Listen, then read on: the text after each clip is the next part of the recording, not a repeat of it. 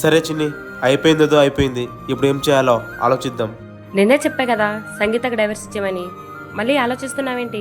చిన్ని, నువ్వు చెప్పినంత ఈజీ కాదే డైవర్స్ అంటే. అలా అని ఆమె ఏ తప్పు పని చేసినా చూస్తూ ఉంటావా? ఏంటి మార్నింగ్ నుంచి కాల్ చేస్తున్నా లిఫ్ట్ చేయట్లేదు? రూమ్ చూడనీకి వచ్చానే, అందుకే కాల్ చేయలేదు. ఏంటి రూమ్ చూడడానికి వెళ్ళినావా? బాగుందా మరి? బాగానే ఉంది. ఏమో చిన్ని, పెళ్లి కాకముందు ఆమె నాకు ఇష్టం ఉండేదే కాదు. ఎప్పుడైతే వాళ్ళ ఇంటికి మనం డిన్నర్కి వెళ్ళొచ్చామో అప్పటి నుంచి ఆమె గుర్తు రావడం స్టార్ట్ అయిపోయింది. సంగీత ఏ తప్పు పని చేసినా ఒకరోజు కోబడుతున్నా, మరుసటి రోజు దగ్గరికి తీసుకుంటున్నా. అసలు నేను ఇలా ఉండేటోనే కాదు, మొత్తం మార్చేసింది చిన్ని. అసలు మనం ఆ రోజు డిన్నర్కి వాళ్ళ ఇంటికి వెళ్ళకుండా ఉండాల్సింది. ఆగవి, నేను మళ్ళీ కాల్ చేస్తా. సర్లే మరి ఉంటా, తర్వాత కాల్ చేయి. ఏమైందమ్మా, ఏమైనా ప్రాబ్లమా? అయ్యో అదేం లేదక్క. ఎప్పటి నుండో మీ మాటలు నేను వింటున్నా. ఏదో డిన్నర్ అంటున్నారు, సంగీత అంటున్నారు.